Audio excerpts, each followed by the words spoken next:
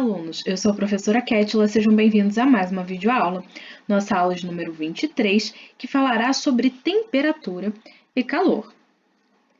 Bem, você sabe a diferença entre esses dois termos, temperatura e calor? Bem, no dia a dia é muito comum as pessoas usarem esses dois termos como se eles representassem a mesma coisa, como se eles fossem a mesma coisa. Bem, na verdade eles estão relacionados, mas mesmo assim, pessoal, eles não são a mesma coisa, tá?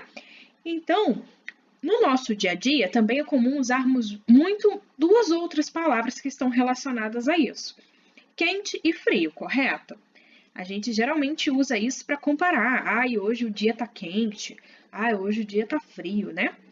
Mas percebam, quando a gente fala dessa forma, quente, frio, a gente não está passando dados precisos. Então, dessa forma, esses termos eles não são adequados cientificamente, digamos assim, em ciências, porque eles não nos darão dados com precisão. Porque, por exemplo, quente. Ah, isso aqui, essa comida está quente, mas quente quanto? Quão quente ela está? Ela está a 20 graus? Ela está a 30 graus? Assim, nós podemos comparar as coisas no nosso dia a dia. Quando dizemos que está quente, 30 graus já é quente, né? Para algumas pessoas é considerado quente. E 100 graus também é quente. Então, percebam, essas palavras elas não nos dão dados precisos. E a nossa sensação corporal, ela também não pode ser utilizada como um parâmetro científico, né? Como eu disse para vocês. Por quê? A nossa percepção da temperatura, ela varia muito, né? Isso varia de pessoa para pessoa. Às vezes 20 graus para uma pessoa está fresco, para outra está frio. Então, é muito relativo. Então, por isso que a nossa sensação corporal, que é as nossas percepções sensoriais, elas não podem ser utilizadas como parâmetros científicos. Então, o que nós podemos usar aí de forma científica para tratar desse assunto? A temperatura, isso mesmo. E o que seria temperatura, então? A temperatura, ela é definida da seguinte forma, pessoal. É uma grandeza escalar que mede o grau médio de agitação das moléculas de um corpo. Vamos entender o que isso significa?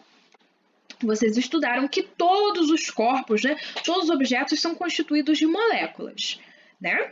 E as moléculas, elas atingem uma determinada agitação.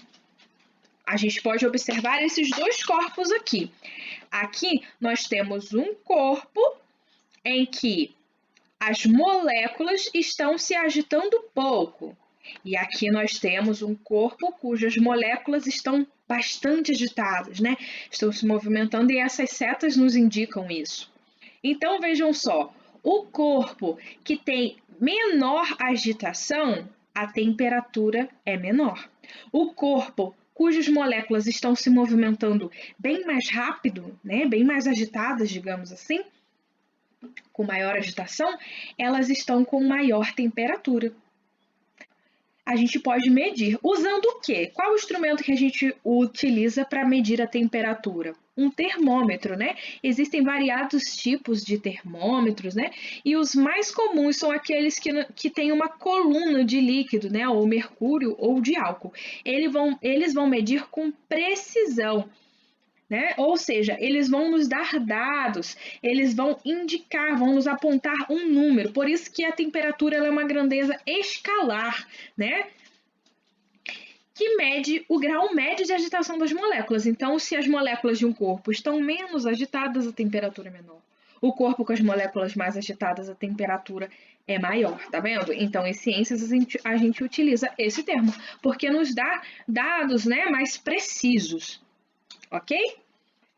Calor em ciências também é um conceito que é diferente do nosso dia a dia.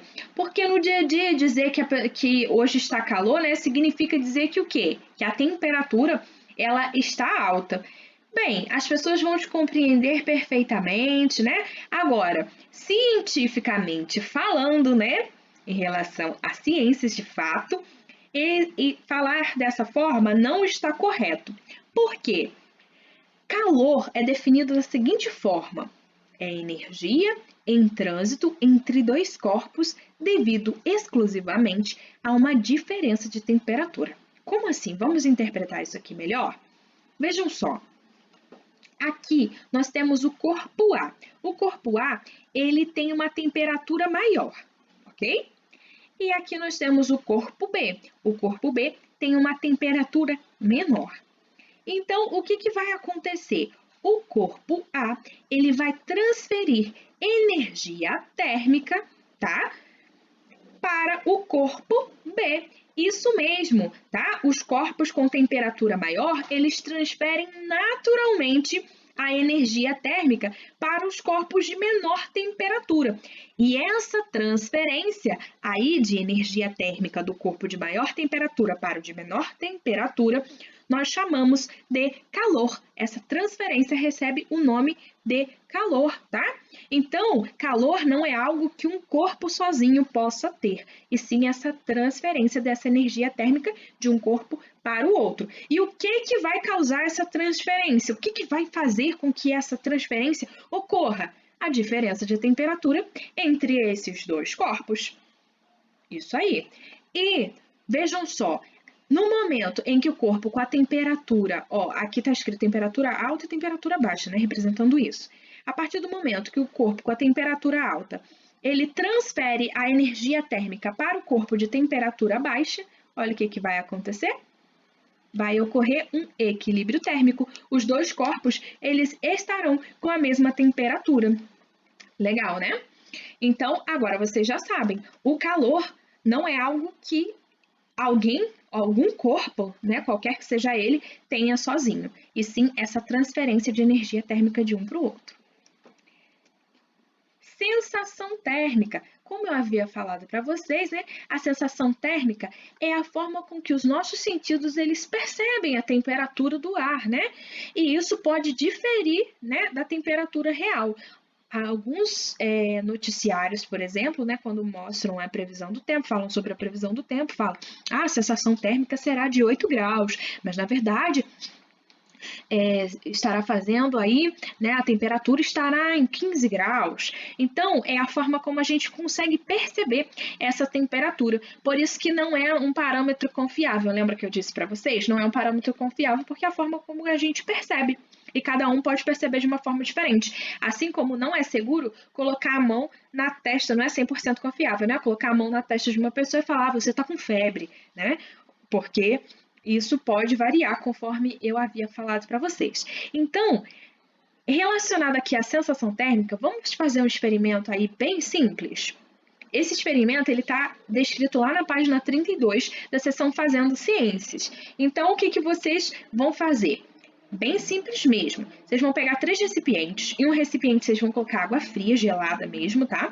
No recipiente do meio vão colocar água morna e no outro recipiente água quente. Atenção, pessoal, não falei água fervendo, hein? Pelo amor do Senhor, não façam isso, né? Água quente, uma água quentinha, né? Com a temperatura um pouco mais alta. E vocês vão colocar uma mão no recipiente que tá com a água mais quente, ou a outra mão no recipiente que está com a água fria, e depois de um tempo vocês vão colocar as 2 mãos na água morna. E lá tem algumas análises para vocês fazerem, então tem 3 questõezinhas, né, para vocês refletirem. Lá, ó, A1. Na etapa 1, em qual dos recipientes a temperatura é maior? Vocês vão responder lá. Na etapa 2, para qual das mãos a água aparenta estar mais quente? E a 3, no recipiente com água em temperatura ambiente, a temperatura da água é igual para ambas as mãos? Sabendo disso, explique o que foi observado. Por que as mãos não podem ser utilizadas para determinar a temperatura com exatidão? Então, vocês vão refletir sobre isso, vão responder e nós vamos discutir sobre isso na nossa próxima aula. Então, não deixem de fazer esse experimento simples, mas que é bem legal, tá? Então, agora eu vou pedir para que vocês façam os exercícios das páginas 36 e 37 do livro didático. Bons estudos, um grande abraço e nos vemos na nossa próxima aula.